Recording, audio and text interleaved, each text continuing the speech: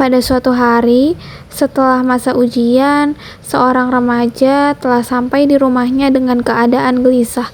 Ia memegangi kertas nilainya yang sangat rendah. Ia takut dimarahi orang tuanya. Aduh, nilai aku jelek banget lagi. Sampai ketahuan orang tua kayak gimana ya? Apa aku konseling aja? Widih, ada konseling offline nih. Ada di puskesmas. Wah, habis pulang sekolah, aku pengen konseling ah. Bisa cerita tentang nilai tanpa harus diketahui oleh orang tua. Besok harinya, ia mendatangi puskesmas. Halo Ade, selamat datang. Selamat siang juga. Adanya di sini mau ke konseling remaja, betul? Iya kak, tadi saya lihat di story IG. Di puskesmas ini ada konseling kak. Iya, benar sekali deh. Perkenalkan dulu sebelumnya ya, mungkin nama saya Nasyo Doron Ainani, bisa dipanggil Kak Nasyo aja. Di sini saya sebagai konselor remaja di puskesmas ini. Ade boleh perkenalan namanya siapa? Boleh kak.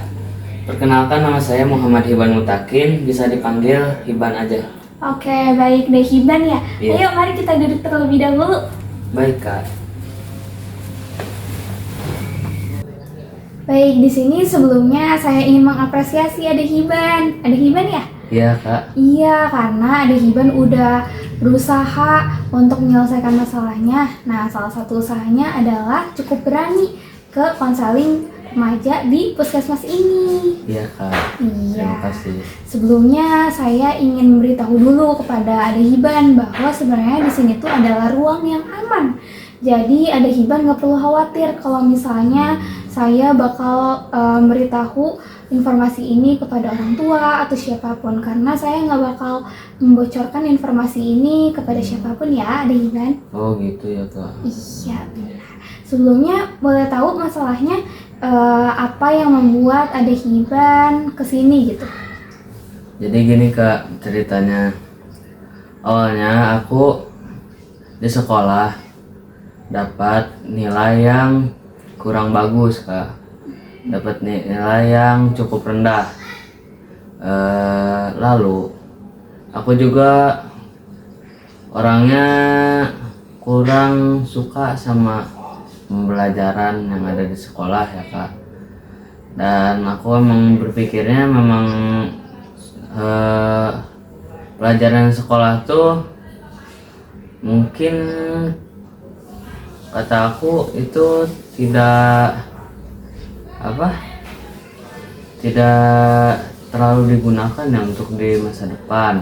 Nah, lalu aku juga berpikir bahwa kalau di masa depan itu bisa langsung kerja, bisa langsung dapat gaji kayak gitu kak. Lalu aku juga kurang suka gitu kak, kalau aku dapat nilai yang kecil, aku selalu dimarahin sama orang tua kak.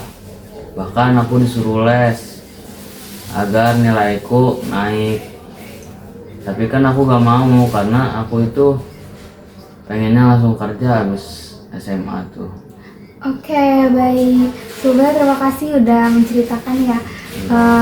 Buat sebenarnya saya mau lebih tahu nih bahwa mau bekerja di mana setelah lulus SMA.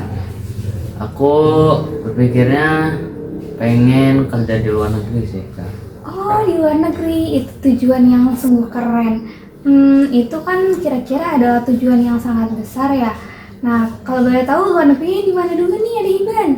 Aku sih pengennya di Australia kali ya kak. Oke, jadi Australia. Nah, mungkin karena gajinya juga besar kan ya di Australia? Iya kak. Oke, baik. Sebelumnya berarti masalah Ade Hiban di sini karena nilainya yang rendah, terus juga karena ada sempat dimarahi orang tua ya tadi?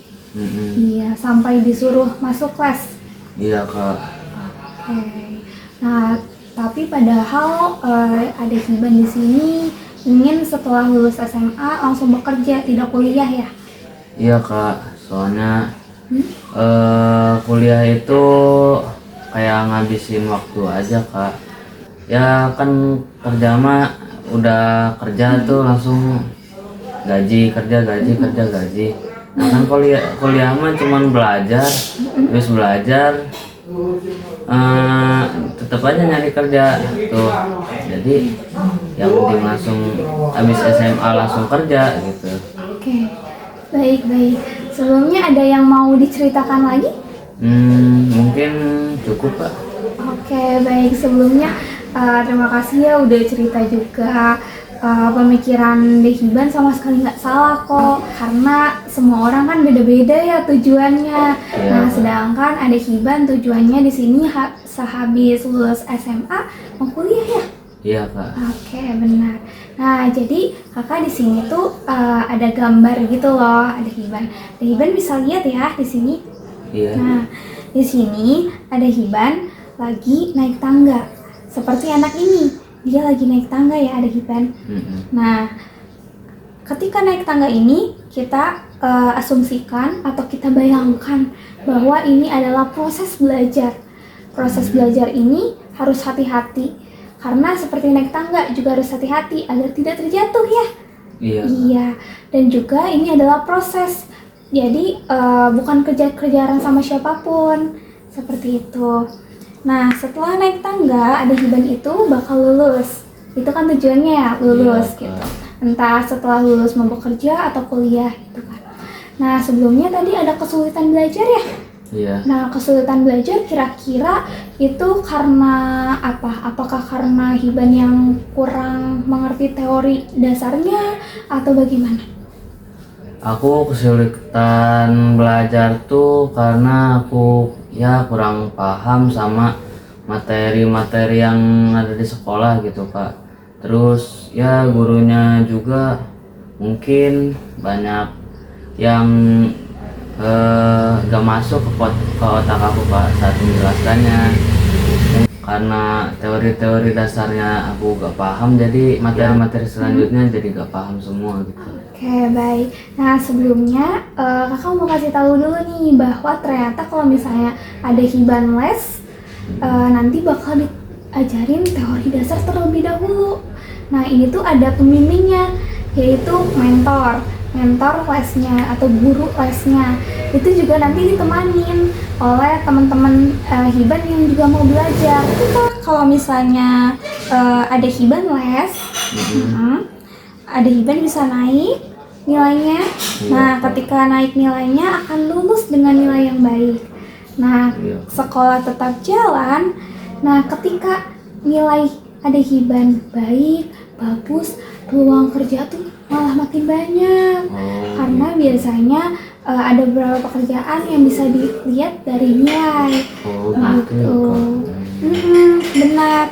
Nah, ketika peluang kerja terbuka, nah kemungkinan juga ada Hiban bisa kerja di luar negeri, termasuk di Australia tadi.